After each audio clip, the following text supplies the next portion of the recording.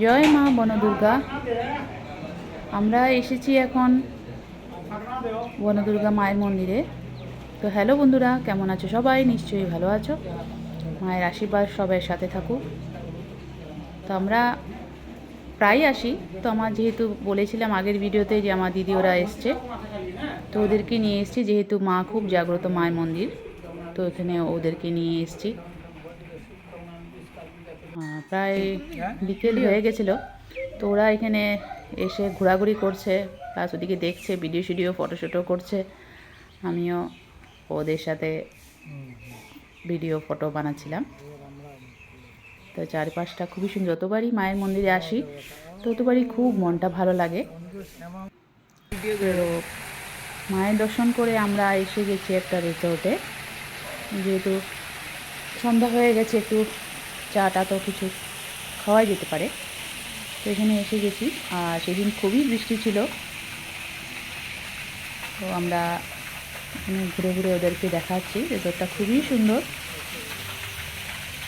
মানে এখানে আসলে আর কি সময়টা এমনি চলে যাবে, এত সুন্দর। আর খুব বড় জায়গাটা, চারিদিকেই সুন্দর করে সাজানো আছে, খুব মেনটেন করা আছে।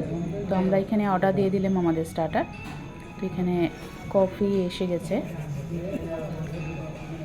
কফি আর কিছু স্ন্যাক্স, যেটা স্টার্টার মানে ওরা ভালোবাসে ওদের জন্য দিয়েছি।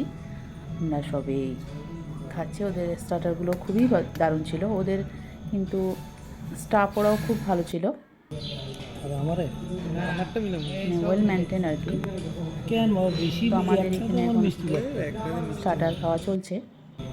আর এদিকে বাইরে খুব বৃষ্টি হচ্ছে, যেহেতু খুব মজাই লাগছিল, আলাদা একটা। এখন আমরা বেরোবো, তো বেরিয়ে দেখছি বৃষ্টি প্রচুর পড়ছে। গেট পর্যন্ত কী করে যাব, যেহেতু আমরা ছাতা টাতা কিছু নিয়ে আসিনি। দেখুন বাইরে খুবই বৃষ্টি। তারপর ওদের থেকে স্টাফরা বলেছে আপনাদের জন্য আমব্রেলার জন্য ব্যবস্থা করে দিয়েছি, তো আমাদের জন্য করে দিয়েছে ওরা। তো আমরা এখন যাচ্ছি হেঁটে হেঁটে, অনেক দূর গেট পর্যন্ত পৌঁছাতে হয়, তো ওই জন্য আমরা হেঁটে হেঁটে এখন যাচ্ছি। তো আজ এই পর্যন্ত রইলো, আবার দেখা হবে আজ। আর সেটাটা